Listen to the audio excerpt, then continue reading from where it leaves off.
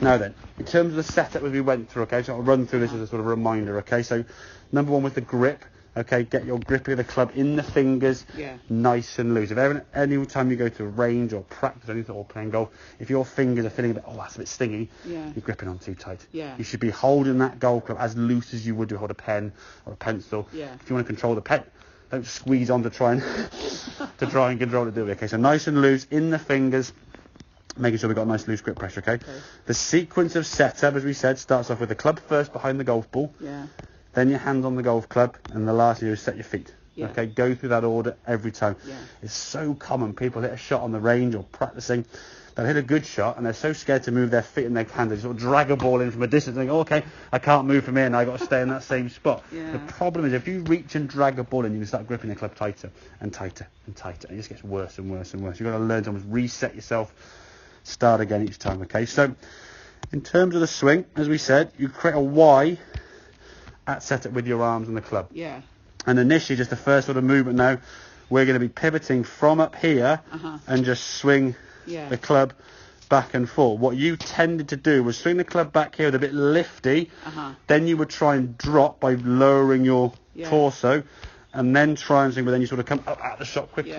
So you're creating kind of two wrongs that would occasionally make a right. If you played enough golf over a long period of time, you'd get better at doing it. But it would cap how good you can get. From my point of view, we want to make your swing more consistent, obviously. And from the health perspective, if your body's doing this as you swing, as you start putting more speed, your back's going to start being sore. Okay. In terms of the postures we did, so not going to see from this angle so much, obviously, but your back was a little bit rounded, okay? Try and find you're pushing your hips backwards, getting a nice sort of bow over the golf, so your torso is going to point down to the golf ball, okay? So in terms of your setup, we discussed a bit about your grip pressure and your body being a bit more learned of the golf ball, okay? In terms of the swing, what we don't want to see is too much kind of lifting on. This wasn't too bad there, but the club as it went back there was a bit what we call hooded and a bit lifty and shruggy, okay? As you come through the golf ball here now, your arms start bending to your left arm now bending into your body. Your head's already trying to drop down here. You can see your head's kind of dropping down, hit the golf ball there.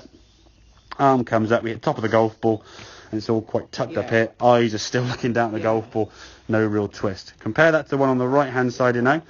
Same good wide position there as you went back, okay? Nice sort of swing of the arms there, nice, okay, as we go through the golf ball. Okay, better contact. Body now swinging through. So a bit more of this sort of pivot here.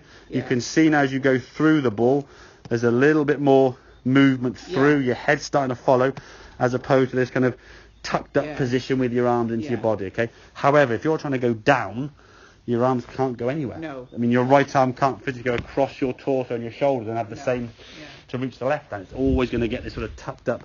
And I think when I look at swings that looked a bit awkward, it's like the club foot looks heavy in your hand. Kind of lunge this heavy club through, as opposed to trying to get this kind of looseness and speed through the hitting area. Okay, we want some speed. We develop that Y swing, and I would suggest in terms of practice, if you've got access to golf clubs or whatever, you know, if you want to, do some stuff at home on a welcome mat at home. Just stand there and just get used to sort of practicing striking the ground, hitting down there. If you've got a T-peg there or a daisy or something to make a contact with or whatever, just to get that connection with the ground. And then maybe next session going forward, we'll look to building up that L position where we start hinging the wrist to get a bit more power. And then from there on the next stage, once you've got this position good, we then get the club working up here by turning of our body more. So you build the pieces up bit by bit.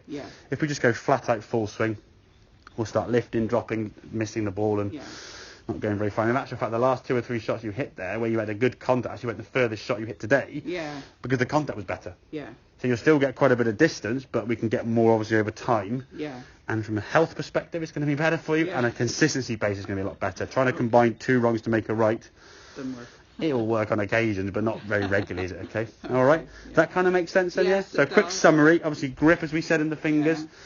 Posture over the golf ball, okay, and then initially I just start practicing work on that Y swing back and forth. It's kind of like an underarm throw with your right shoulder. If we try and lift the ball up in here or lift the club, okay, all we do is lift the club up the hitting area and we hit the top of the golf ball. That club's got to be swinging almost nice and low, almost the sort of sense of just throwing a bowling ball or rolling a ball nice and low this way. You wouldn't try and throw it up in the air.